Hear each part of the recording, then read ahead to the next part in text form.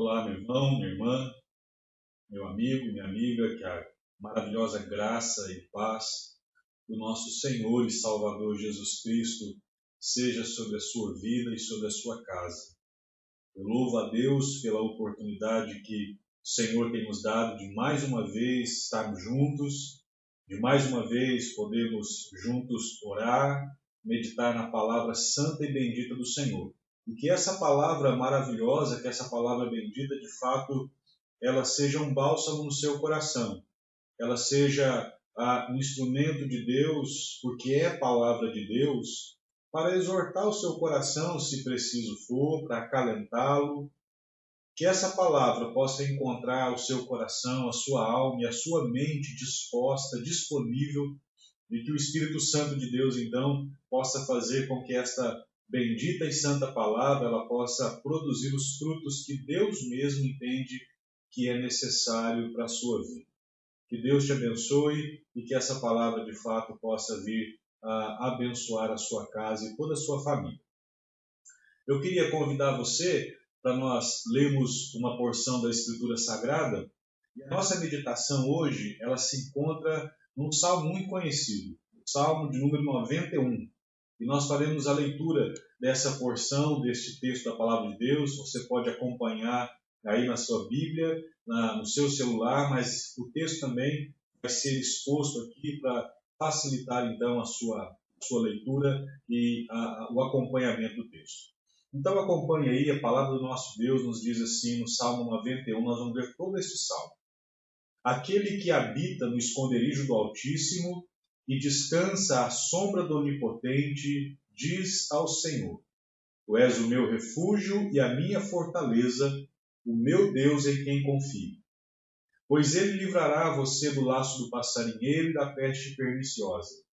Ele o cobrirá com as suas penas, e sob as suas asas você estará seguro. A sua verdade é proteção e escudo. Você não terá medo do terror noturno, nem da flecha que voa de dia, nem da peste que se propaga nas trevas, nem da mortandade que assola ao meio-dia. Caiam 1000 ao seu lado e 10.000 à sua direita. Você não será atingido. Somente com os seus olhos contemplará e verá o castigo dos ímpios. Você disse: O Senhor é o meu refúgio. Você fez do Altíssimo a sua morada. Nenhum mal lhe sucederá, praga nenhuma chegará à sua tenda, porque aos seus anjos Deus dará ordem a seu respeito para que guardem você em todos os seus caminhos. Eles o sustentarão nas suas mãos, para que você não tropece em alguma pedra. Você pisará o leão e a cobra, com os pés esmagará o leãozinho e a serpente. Deus diz: Porque a mim se apegou com amor, eu o livrarei. Eu o protegerei, porque conhece o meu nome. Ele me invocará e eu lhe responderei. Na sua angústia eu estarei com ele, eu o livrarei e o glorificarei. Vou saciá-lo com longevidade e lhe mostrarei a minha salvação. Vamos orar ao nosso Deus nesse momento. Pai, mais uma vez, na tua presença, diante da tua santa palavra, nós nos colocamos em humildade, em temor e santo tremor, Pai. E nós te pedimos que nesta hora, que a tua palavra, ela venha ao encontro das nossas necessidades. Que ela nos ensine, que ela produza em nós transformação, que ela produza em nós as mudanças que são necessárias para que nós amadureçamos e possamos cada dia mais viver segundo a tua vontade e o teu querer. Edifica-nos pela tua palavra e o que teu Espírito Santo, o Espírito Consolador, iluminador, possa nos dar compreensão, discernimento e aplicar esta palavra santa aos nossos corações. Fala, Senhor, ao nosso coração, a todos nós que ouvimos esta palavra nessa hora. Em nome de Jesus é que nós oramos. Amém. Diante destas situações que nós temos vivido ultimamente, eu estava essa semana ouvindo uma canção, uma música muito bonita, e essa música ela fala sobre a nossa fé em Deus quando as coisas mudam, quando as coisas tomam rumos que a gente não esperava. E essa música é de um cantor chamado Delino Marçal. E o título dessa música é Deus é Deus. E a letra da música ela é muito, muito bonita. Ela diz assim: minha fé não está firmada nas coisas que podes fazer. Eu aprendi a te adorar pelo que és. Se Deus fizer, Ele é Deus. Se não fizer, Ele é Deus. Se a porta abrir, Ele é Deus. Mas se fechar, continua sendo Deus. Se a doença vier, Ele é Deus. Se curado eu for, Ele é Deus. Se tudo der certo, Ele é Deus. Mas se não der, continua sendo Deus. E no final ele diz assim: eu não o adoro pelo que ele faz. Eu adoro pelo que ele é. Haja o que houver, sempre será Deus. O que ele quer dizer com essa canção é que Deus continua sendo Deus, inabalável, imutável, aconteça o que acontecer, eu crendo nisso ou não, você crendo nisso ou não. A questão que essa música levanta não é sobre Deus, é sobre nós. Então, a maneira como eu e você, como nós enxergamos a Deus e nos relacionamos com Ele, faz toda a diferença na maneira como nós encaramos cada situação na vida cotidiana. Seja ela quando a coisa vai bem, quando a resposta que nós desejamos chega, ou quando essa resposta também chega, mas não do jeito que a gente esperava. É exatamente sobre isso que o Salmo 91 fala. Infelizmente, o Salmo 91 serve para muita gente como um tipo de amuleto para a sua superstição. Né? Tem gente que acha que o Salmo 91 é para espantar o mal, para espantar espírito ruim. Tem gente que deixa o Salmo 91 aberto na cabeceira da cama, em cima da televisão, na estante da televisão, no criado mudo, achando que isso vai mudar a maneira como as pessoas são. Achando que isso pode impedir que o casamento, por exemplo, entre em crise ou que algum tipo de mal físico ou espiritual chegue à vida da pessoa. Gente, até o diabo usou o Salmo 91. Na tentação de Jesus, em Mateus capítulo 4, o diabo usou exatamente esse texto da palavra de Deus contra Jesus, para tentar Jesus. Então, o Salmo 91, ele não está falando sobre uma imunidade contra qualquer tipo de mal. O Salmo 91, ele não é uma promessa de não tribulação. Muito pelo contrário. O Salmo 91, ele é uma lista enorme de coisas que acontecem na vida da gente e como a gente precisa viver e crer, mesmo diante de algumas realidades que são insuportáveis. Porque, infelizmente, tem realidades a qual eu e você vivemos, que muitas pessoas vivem, e de fato elas são insuportáveis. E algumas, por ser tão insuportável tal situação, elas vão ao extremo de tirar a sua própria vida. Esse salmo está falando sobre confiança, sobre paz, sobre segurança, sobre uma percepção correta diante das contingências da vida. Tanto em relação ao presente, mas ele fala tudo isso também em relação ao futuro. E pensando nisso, então, tendo todo esse contexto por trás, eu queria pensar com você, meditar com você sobre a seguinte temática nessa hora. Deus, o meu lugar seguro. Deus, o meu lugar seguro. E a primeira lição que eu queria pensar com você nesse momento é que Deus é o meu lugar seguro quando nós temos uma consciência clara sobre quem Deus é. É isso que o salmista está dizendo no verso 1 e no verso 2. Ele nos diz assim: aquele que habita o esconderijo do Altíssimo e descansa à sombra do Onipotente, diz ao Senhor: tu és o meu refúgio e a minha fortaleza, o meu Deus em quem confio. Esse salmo, meu querido, minha querida irmã, ele começa falando sobre quem é este Deus em quem habitamos, em quem descansamos e em quem nos refugiamos. Esse salmo ele tem uma estrutura muito bem definida através de conjunções, pois, porque. Mas você vai perceber, eu quero te dizer que os versos 1 e o verso 2, eles são a base sobre a qual todo esse salmo se fundamenta. E aí lá na frente, o verso 9 e o verso 10 reforça novamente essa mesma realidade. É como que uma repetição daquilo que ele disse no verso 1 e no verso 2. E nesse sentido, então, A base central e a espinha dorsal desse salmo é Deus. É saber quem este Deus é na sua relação com o seu povo.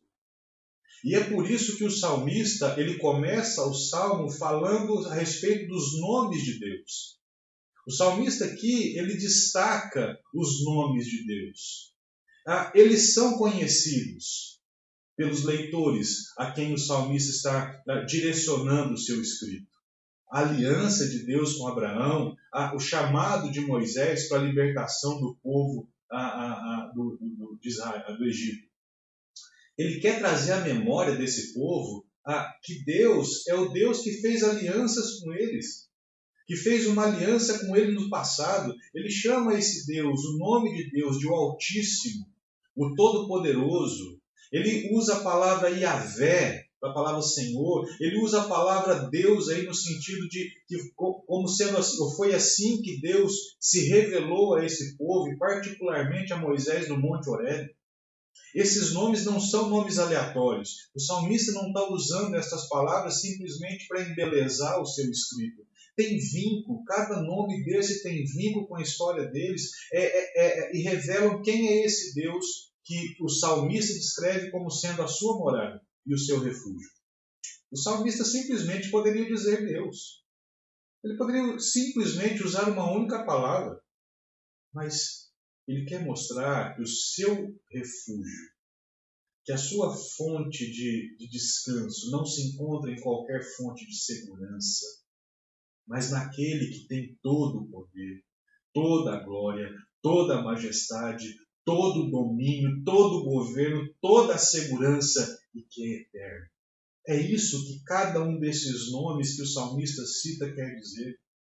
O salmista está dizendo que a sua segurança está num Deus real, que não é fruto da imaginação humana, que não é a projeção ou uma criação simplesmente religiosa. O salmista está dizendo a respeito de um Deus real. Sabe, para mim e para você, Deus é o nosso lugar seguro quando Ele se torna efetivamente real para nós. É um Deus real que se revelou a um povo de verdade. É um Deus real que não é apenas uma crendice popular. É um Deus real que não é apenas um amuleto para espantar os nossos medos, os nossos terrores. Deus é real. Deus não é um espantalho, um pepinal. Um Deus pessoal, um Deus conhecido, um Deus que se fez conhecer, que se revelou e entrou na história desse povo. C.S. Lewis chama esse Deus de o grande interferidor. É isso que Deus é, Ele interfere na vida, Ele entra na vida da gente, na sua vida, na sua história, nos seus medos. O nosso Deus, Ele é o nosso lugar seguro, exatamente por isso. E se torna esse lugar seguro quando você, de fato, olha para Deus e sabe quem Deus é. Esse Deus que é transcendente, que é o mesmo ontem, que é hoje, que vai ser eternamente. Esse Deus que é o Deus das eras, é o Deus eterno, também é um Deus imanente. E como um Deus imanente, ele rompe o tempo, o espaço, ele sai do invisível e do espiritual e ele adentra o mundo físico de homens e mulheres como eu e você para fazer parte da nossa história, da nossa vida, da vida dos seus filhos e mostrar o seu cuidado e o seu amor. Deus entrou literalmente na história da humanidade. Criou carne, ossos, veio na figura de um bebê que chorou, um bebê que teve cólica, um bebê que foi amamentado. Você que é mãe, você sabe exatamente isso, o que é isso. Ele se desenvolveu, ele cresceu, ele trabalhou, ele amou, ele se relacionou, ele foi traído, ele perdoou. Ele se doou, ele se entregou na cruz, na figura do seu Filho Jesus Cristo, para que você possa ter nele a razão da vida, a sua vida, o motivo da sua alegria, o motivo da sua esperança. O salmista diz estar nele, estar em Deus, o Deus trino, o Deus autoexistente, o Deus todo-poderoso, o Deus altíssimo em glória, em majestade e em governo. Deus, Ele é o nosso lugar seguro quando você tem essa consciência de quem Ele é de verdade.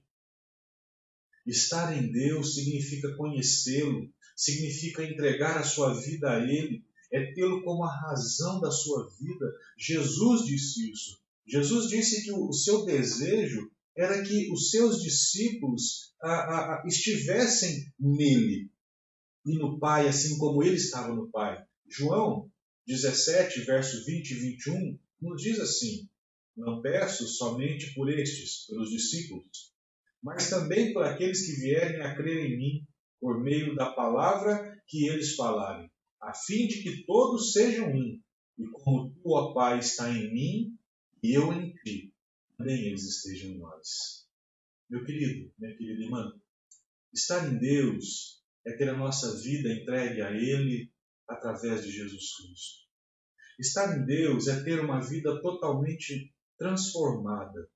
Estar em Deus é ter uma mente renovada e dominada pela palavra de Deus. É viver uma vida submissa à vontade de Deus que nos liberta, sabe? Que nos liberta dos nossos temores, dos nossos medos, dos nossos pecados, que nos leva a um caminho de liberdade, de segurança, de descanso e de paz nele. Como a gente precisa disso? É isso que o Salmo 91 está dizendo. E somente Deus pode guardar a nossa vida, somente Deus pode guardar a nossa alma, somente Deus pode guardar a nossa esperança. O salmista se encontra em Deus e por isso o salmista sabe da segurança que ele tem. Jesus, lá em João capítulo 14, verso 1, Jesus orou ao Pai para que os discípulos fossem encontrados nele, assim como o próprio Jesus era encontrado no Pai. Essa é a vontade de Deus em Jesus para a minha vida e para a sua vida. Essa é a vontade de Deus em Jesus para a sua casa, para a sua família, para o seu esposo, para a sua esposa, para os seus filhos. Que a nossa vida esteja nele. Era assim que o salmista se encontrava, em Deus. Deus não era um estranho para ele. Deus não era uma superstição para ele. Deus não era apenas um amuleto religioso para ele. Deus era o lugar da morada do salmista. Isso nos leva ao segundo ponto desse texto. Deus é o nosso lugar seguro quando Deus se tornar a minha verdadeira morada.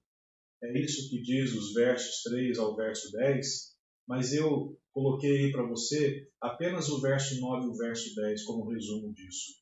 Você disse: o Senhor é o meu refúgio. Você fez do Altíssimo a sua morada.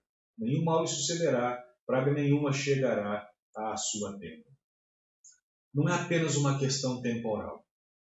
O salmista não quer dizer, bom, hoje eu estou no Senhor e amanhã não sei onde é que eu vou estar. Mas é um estado definitivo que o salmista quer dizer aqui. O que o salmista está dizendo é assim, eu sou nele. Eu não sou ninguém fora dele.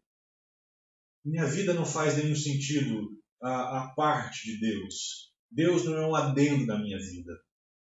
O que o salmista está dizendo é que quando o Altíssimo se torna a sua morada, mal nenhum chegará à sua tenda. E a gente precisa entender muito bem isso. Porque esse é o grande problema deste salmo na cabeça de muita gente. Porque se a gente levar isso ao pé da letra, ipsis literis do que está ali, esse salmo se torna uma falácia, esse salmo se torna uma mentira. Porque a nossa casa, a nossa vida, nós temos enfrentado nesses tempos uma crise danada por uma epidemia. E o texto está dizendo que epidemia nenhuma chegará à minha casa. O que esse texto não está falando, meu irmão, minha irmã? Esse texto não está dizendo que jamais seremos enganados por uma armadilha sedutora do prazer fácil. É isso que ele está falando da arapuca ali do passarinho. Esse texto não está dizendo que jamais seremos afetados por uma pestilência ou por uma enfermidade. Esse texto não está dizendo que jamais temeremos a violência ou os planos maldosos de pessoas que fazem as escondidas. Esse texto não está dizendo que jamais seremos atingidos por qualquer tipo de mal contra nós, até mesmo a morte. Ele não está dizendo nada disso. O que esse texto está dizendo é que a armadilha está lá. Mas eu não preciso pisar nela. O que esse texto está dizendo é que a doença está lá, mas que eu posso tentar fugir dela e evitar ela o máximo que eu puder. O que esse texto está dizendo é que a maldade humana está lá, mas eu posso fugir dela e eu não preciso ceder a ela em minha vida. É isso que o texto está dizendo. O que o texto está nos dizendo é que mais cedo ou mais tarde essas coisas podem nos alcançar. Por quê? Porque esse salmo, quando eu disse lá no começo, esse salmo não é uma promessa de imunidade contra a tribulação. Mas ele quer nos mostrar qual deve ser a maneira pela qual devemos viver e crer, mesmo diante destas realidades que são inevitáveis. O Caio Fábio tem uma palavra que eu achei muito interessante, e ele diz assim: a proteção de Deus não é uma apólice de seguros contra danos físicos, morais, reputação ou qualquer outra coisa das demandas da vida. Deus pode fazer isso? Pode. E inúmeras vezes ele faz. E muitas vezes ele tem feito e você não tem nem percebido isso. Deus te protegendo, Deus cuidando fisicamente, cuidando moralmente, cuidando psicologicamente, cuidando espiritualmente da sua vida e dos seus. Mas e quando isso não acontecer? Porque em algum momento isso não vai acontecer. Você vai deixar de crer nele? Você vai deixar de confiar em Deus? É a música que nós citamos no início. Se Deus fizer, ele é Deus. Se ele não fizer, ele continua sendo Deus. Mas veja, o salmista diz assim: eu fiz do Senhor a minha morada. E quando eu fiz do Senhor a minha morada, nenhum mal chegou à minha tenda. Será que ele está querendo dizer do nosso teto físico? Da nossa casa de alvenaria ou a casa de madeira para algumas pessoas? Claramente não é isso. Por que eu digo que claramente não é isso? Porque existem inúmeros textos nas Escrituras que mostram que nós vamos passar por tempestades, que mostram que nós vamos passar por aflições. Mateus capítulo 7, no final do Sermão da Montanha, Jesus fala sobre duas casas, sobre fundamentos diferentes em duas casas. E nessas duas casas, a tempestade veio e bateu forte. Jesus disse em João 16, verso 33, no mundo tereis aflições. O próprio Jesus, ele foi esfolado quase que vivo. Se você quer saber como foi o tamanho do sofrimento de Jesus, dê uma olhada em Isaías capítulo 53, ali fala do sofrimento de Jesus. Então, essa morada que ele está dizendo que mal nenhum chegará à minha tenda, ele usa a palavra tenda porque era uma linguagem comum entre os hebreus, eles passaram anos e anos, tempos e tempos vivendo em tendas. Que morada é essa? Ele disse que Deus é a sua morada. A minha tenda é onde eu estou. A minha tenda é onde eu sou. A minha tenda é o meu lugar íntimo. A minha tenda é onde eu me cubro. A minha tenda é onde eu vivo. A minha tenda é onde eu significo. É isso que ele está dizendo. A minha tenda tem que ser Deus. Porque é em Deus que eu sou alguém. É em Deus que a minha identidade se estabelece. Fora de Deus eu sofro bullying. Fora de Deus eu só tenho valor se eu tenho um status econômico altíssimo. Fora de Deus eu fico procurando agradar as pessoas. Isso me faz sofrer. Fora de Deus existe um padrão na sociedade de corpo. Mas em Deus, essas coisas são as menores delas. Na verdade, elas não têm valor algum. Mas é em Deus que eu aprendo a lidar com todas estas coisas. E aí eu entendo no salmista que realmente nenhum mal pode me alcançar quando eu estou em Deus. Agora, que tipo de mal o salmista também está nos dizendo? Mal não são apenas as coisas externas que o salmo descreve. Porque o salmo está descrevendo uma série de situações externas. Mas mais do que o mal que pode vir sobre mim como fruto da maldade humana, como fruto do pecado humano no mundo, como fruto das mazelas presentes na humanidade, como as doenças, por exemplo, existe o mal que está em mim. Existe o mal que vem de fora, mas existe o mal que vem de dentro. O mal que vem de fora eu não tenho como evitá-lo, mas o mal que vem de dentro eu tenho como evitá-lo, eu tenho como cuidar para que ele não tome proporções ainda maiores. Jesus disse em Mateus 15:19, porque do coração procedem os maus desígnios, homicídios, adultérios, prostituição, furtos, falsos testemunhos, blasfêmias. São estas as coisas que contaminam o homem. Meu querido, minha querida, antes do mal externo, é o mal interno.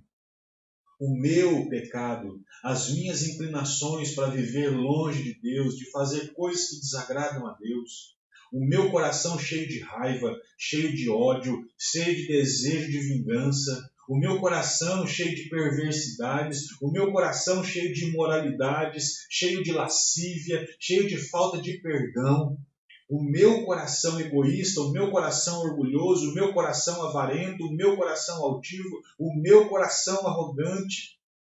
Todos os males que o Salmo nos mostra são males externos. E nós podemos passar por eles ou não.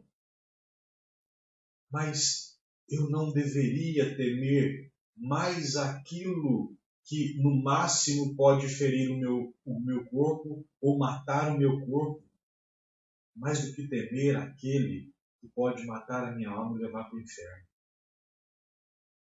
Qual tem sido o nosso maior temor? Mateus 10:28 diz, não temam os que matam o corpo, mas não podem matar a alma. Pelo contrário, temam aquele que pode fazer perecer no inferno tanto a alma como o corpo. O grande mal da vida não é o que destrói o corpo, mas é o que corrompe a mente, que corrompe o coração, que corrompe a integridade da alma, que corrompe a índole do ser humano. É o pecado que habita em nós. Como eu disse, nós podemos controlar o mal de fora, que vem de fora. Você não precisa ceder ao mal que vem de fora. Mas o mal de dentro, o mal que está dentro de nós, precisa ser contido. E ele só pode ser contido com a nova vida quando nós estamos em Deus. Ele só pode ser contido com a nova mentalidade transformada pelo Espírito de Cristo, que nos faz caminhar para longe dessas coisas que podem vir a assolar a nossa alma e assolar a vida de outras pessoas. É o Espírito Santo de Deus que santifica a nossa mente, que transforma a nossa cosmovisão sobre a vida, sobre as coisas, sobre o mundo, sobre as pessoas. É essa nova mentalidade que nos reorienta para uma vida plena, mesmo em meio às contingências da vida, querido. Quando Deus se torna a nossa morada, nós encontramos paz que excede todo o entendimento. Nós encontramos alegria, uma alegria que transborda as circunstâncias. Nós não estamos vivendo um tempo de alegria, nós vivemos um tempo de lamento. Mas isso não significa que eu tenho que ficar chorando. O que eu quero dizer com isso é que, apesar de eu me entristecer com toda essa situação, existe um fato que traz paz ao meu coração em meio a tudo isso. Existe uma realidade que traz alegria interior. Isso não é apatia em meio a tudo isso. É Deus. É isso que o salmista está dizendo. Quando Deus se torna a nossa morada, a sua verdade é pavês e escudo. Pavês é um escudo grande, enorme, tamanho de uma pessoa, onde ele se esconde atrás. A verdade de Deus é a segurança da minha vida. Eu sou protegido contra os terrores noturnos, os medos e pavores da minha mente são aquietados pela verdade do conhecimento de Deus, de quem Deus é, do poder dele, de quem ele é, do que ele faz, da sua palavra. Os terrores estão lá fora, as setas estão lá fora, as pestes se propagam lá fora, a mortandade está lá, isso é inegável. E pode ser que mais cedo ou mais tarde nós soframos com isso. Mas estas coisas não dominam a minha mente, estas coisas não podem dominar o meu coração. Por quê? Porque Deus é maior do que essas coisas. Porque Deus já proveu algo mais excelente para a minha vida e que é uma questão de tempo até que tudo isso mude. O que sustenta a minha vida para continuar olhando para tudo isso com esperança não é a circunstância, não é o governo, não é nada disso. É o Senhor da glória. Esse mesmo Deus que o salmista começou este salmo a falar sobre quem Ele é. A maneira como ele se apresentou os vários nomes de Deus para os seus leitores, para que eles se lembrem quem é o Deus a quem eles servem. Quando você está em Deus, fazendo de Deus a sua morada, Ele o cobre com as suas asas. Isso significa um ambiente seguro, significa um ambiente de segurança, de aconchego, de estar em casa. Quando você faz de Deus, quando você está em Deus e faz de Deus a sua morada, o mal que está em você, pela pecaminosidade, pela carnalidade, ele é dominado pelo Espírito de Deus, até que Cristo transforme definitivamente as nossas vidas, até que Cristo seja formado em nós a cada dia. Quando você está em Deus, quando Deus é a sua morada, você está seguro em saber das adversidades. Não por elas, mas por saber que o Senhor está ali, por saber que existe uma aliança que Deus fez na sua vida com você que nada pode rompê-la.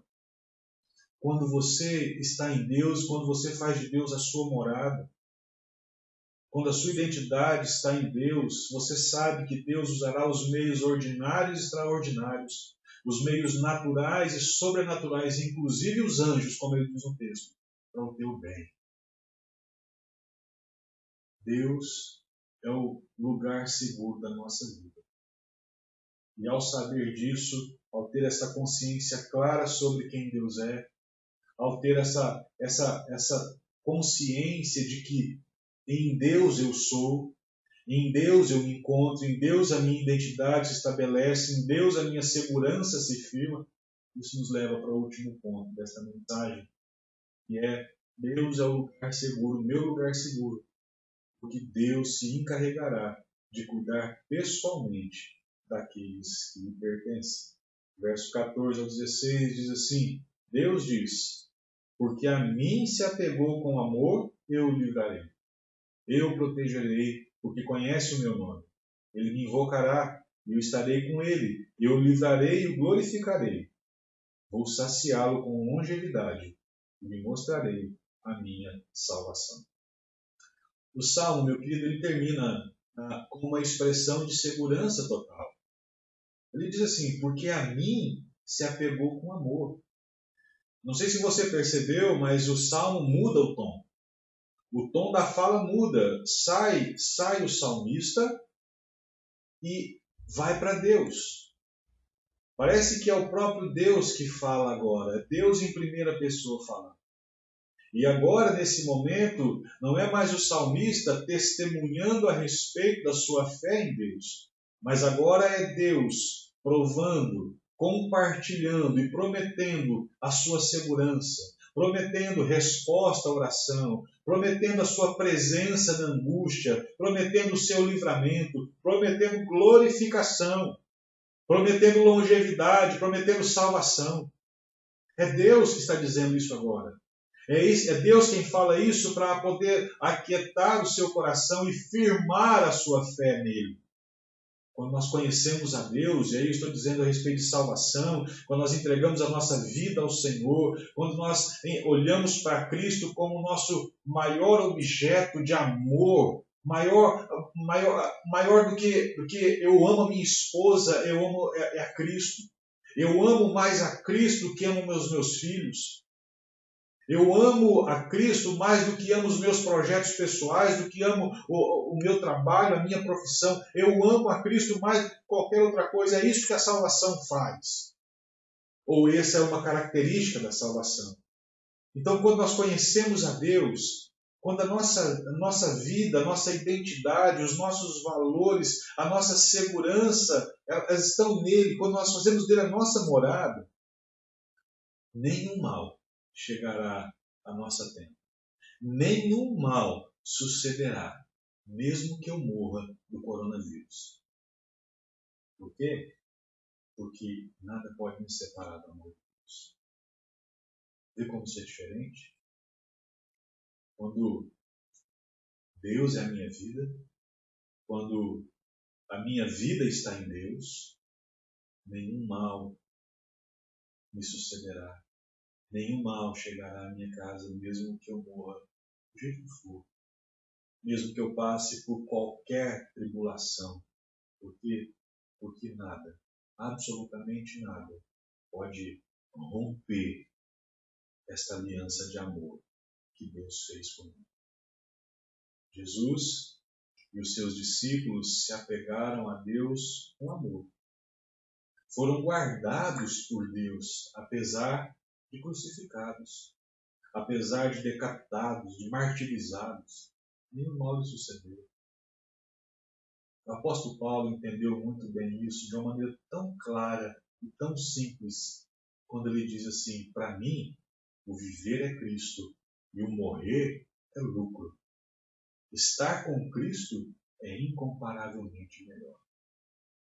Spurgeon, que foi considerado o príncipe dos pregadores, ele diz o seguinte a respeito disso: é impossível que algum mal aconteça com um homem que é amado pelo Senhor. As calamidades mais destruidoras só podem encurtar a sua jornada e apressar a sua recompensa. As coisas ruins para ele não são coisas ruins, mas sim o bem em sua forma misteriosa. As perdas o enriquecem. A doença é a sua medicina. A reprovação é a sua honra. A morte é o seu ganho. Nenhum mal, no senso estrito da palavra, pode acontecer a ele, pois todo o mal é anulado pelo bem. Feliz é aquele que vive em tal estado. Ele está seguro quando outros estão em perigo. Ele vive quando outros morrem. O que tudo isso quer dizer é que Deus cuida dos seus, antes de nascer, durante a sua vida e após a morte. É isso que a Bíblia diz. E a Bíblia é a vontade de Deus, é a verdade de Deus para as nossas vidas. O que tudo isso quer dizer é que estamos seguros em Deus, quer na vida, quer na morte. Nenhum mal chegará à nossa tenda. Por quê?